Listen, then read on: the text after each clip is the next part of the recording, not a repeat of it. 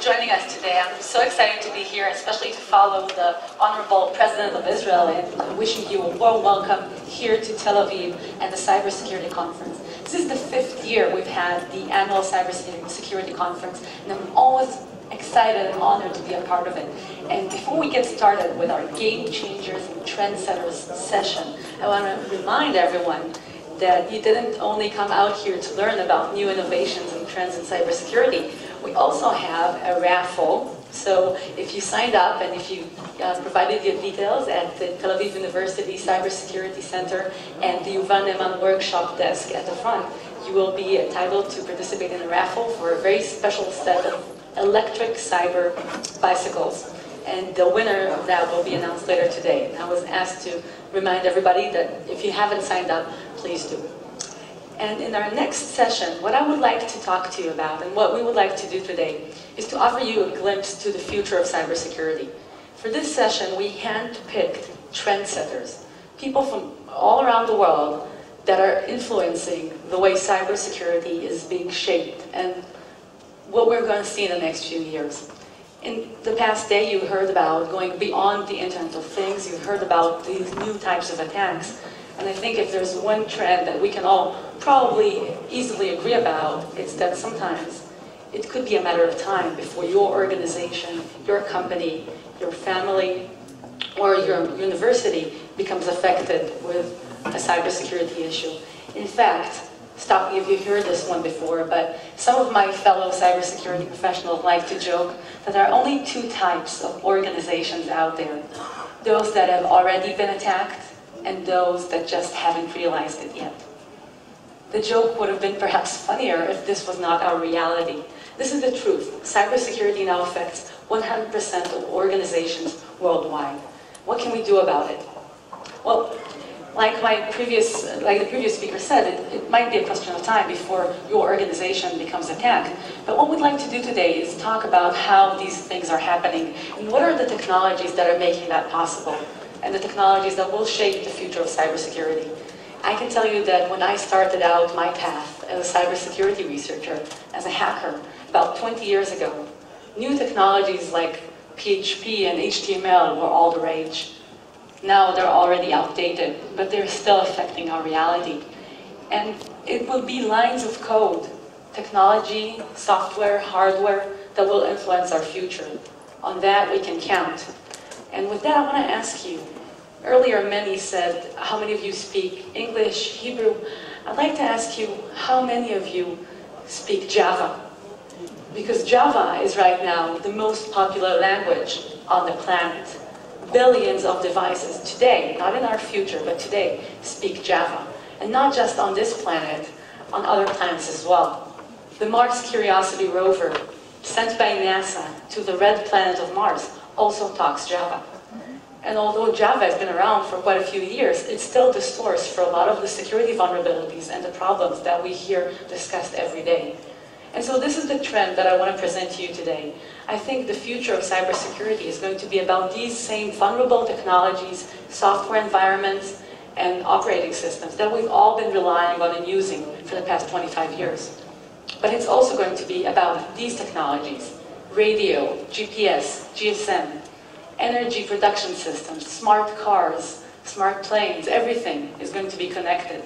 And some of these technologies are not new. They're just being connected in a new way. And another aspect that's going to influence the way we do cybersecurity are these web giants. These companies now hold in their hands the sum of all human knowledge, interaction, and memories. And they're only going to be more influential in the years to come. Don't think of Google as a search engine or an email provider. Think of them as a company that invests in the future generation of robotics, autonomous vehicles, and artificial intelligence. Don't think on Amazon as a web retailer. Think of them as a company that influences and creates new payment technologies, autonomous drones, and is now producing films and media. All of these web giants are changing our future in ways that we have not even yet imagined. So I am absolutely certain they will influence the way we all have to care and do cybersecurity in the years to come. With that, I think it's time we wake up and smell the coffee. This is absolutely a connected world in which it's not just about our information, it's not just about our secrets. In fact, many of us do not have secrets anymore. Not from these companies, we don't. Maybe we have secrets from our colleagues, our friends, our family members. But Facebook knows everything there is to know about us, and they will know even more pretty soon. So let's wake up and smell the coffee. Cybersecurity is not just about information. It's not about secrets. It's about the modern way of life, and it's only going to be more like that. In this connected world, all of these devices that you've heard about today are already a part of the Internet of Things. If you don't believe me, you can look it up on Shodan. Shodan is a Google for devices. It's a search engine for connected, vulnerable devices. You can find webcams and power plants and wind turbines and cars, everything which anyone had the idea of connecting to the internet, a toaster or a refrigerator, you can find on Shodan. But what I don't think we're discussing enough, and when we're talking about the future trends of cybersecurity, I want to highlight this point, is how much bugs, security vulnerabilities, and exploits really are the villains in the case. We keep talking about attribution, about difficulty identifying who is behind different attacks. Is it the Iranians? Is it the North Koreans? I think we should be talking about security vulnerabilities because they are the real villains of the case. And some of these security vulnerabilities, thanks to my fellow security researcher and hacker friends, are now seeing the light of day and getting names, brands, and logos that make it clear that these are the real villains in the story. And as long as humans will write code, we will have bugs, vulnerabilities, and software problems. Here's the surprising fact. We can build an immune system together to help us identify those problems, those bugs, and those security vulnerabilities. And in fact, that immune system already exists. This was my statement on the TED stage last year, at TED 2014, the annual TED event where Larry Page from Google, Bill Gates from Microsoft, and Edward Snowden also spoke. And I claimed that this immune system for the internet and the technology era already exists. And the surprising fact is that security researchers and hackers are already exposing a lot of these security bugs. And this is not just my idea. In fact, there is academic research that shows that the bug bounty programs, the frameworks that allow programs like Mozilla Firefox or the Google Chrome browser to generously reward security researchers for finding bugs, this is already an effective way to make all of us safer. So congratulations, if you ever use Firefox or Chrome, you've already been protected by this immune system, although you've never thought about it like that. Not just Google and Mozilla, Microsoft has a wide-ranging security program to reward vulnerability discovery. This is Katie Masuris, who helped Microsoft launch this program. And so there is a new breed of security researchers and hackers out there. Hackers that contribute to programs that are protecting technologies we all rely on. And in many cases, helping find problems that you didn't even know exist before you know about them. And I should point out that Facebook is perhaps one of the pioneers of such programs. Not a surprise, considering the fact that Facebook was founded by a hacker, and that if you want to visit the headquarters of Facebook, the address you would have to punch into your GPS is #1 Hack Away, Menlo Park, California. That's the real address. You can look it up. So these companies that are creating the future have already realized they can work with this immune system. And this new breed of security researcher, like Miss Marion Marshalek, who was supposed to join us here today on this stage, these are the heroes, I think, not the villains. These are security researchers and hackers that are identifying bugs in technologies and making them known to the public. And maybe it's a good time to start thinking about hackers in a different light. So that would be the trend that I'd like to suggest to you today. And what I'm talking about, those hero hackers of mine. I also want to give a warm shout out to my good friends from the Tel Aviv University Yuval Ne'eman workshop. Our friends from the Red Team. It's a voluntary team of some of the best hackers in Israel. And these guys, yes, they absolutely deserve it. And these guys, by day, they are elite cybersecurity researchers with some of the leading companies in Israel. But by night, they volunteer their time on a pro bono basis to help organizations in Israel discover security problems. In the past year, they visited hospitals and community centers, and they were able to uncover some pretty massive security problems that were yet unknown. So this is the approach I'd like to talk to you about, not just technology, but also security talent, and how we are learning to work with hackers and security researchers in a new way, and learning to give them the respect that I believe they are due.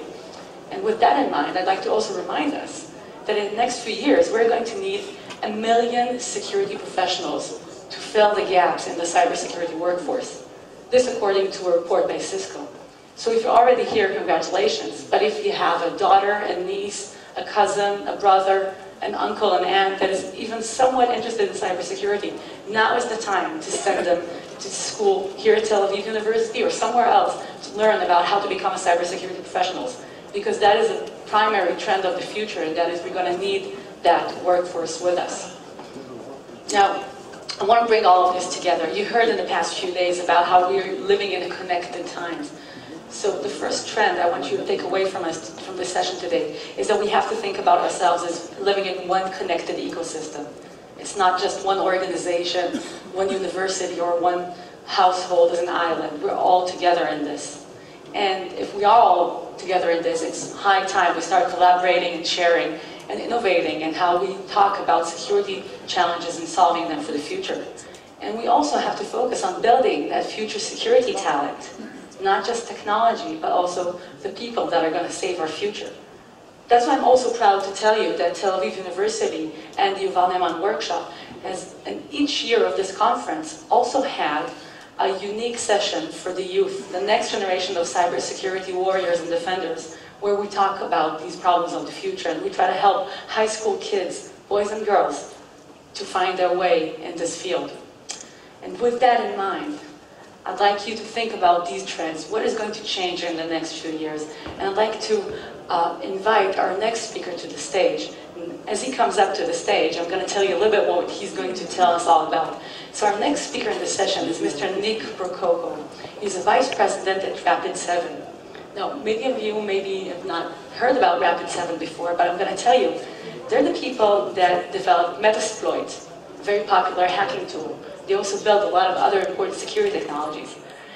Before joining Rapid7, Nick was also with TrustWave and Spider Labs, and he ran security operations at VeriSign and Internet Security Systems. But what I'm really excited about is that Nick is also a co-founder for a grassroots hacker movement called I Am the Cavalry. And Nick is going to tell us a little bit about what these new grassroots hackers are all about, and help us, I think, shed some light on the trends ahead. So please join me in welcoming Nick to the stage.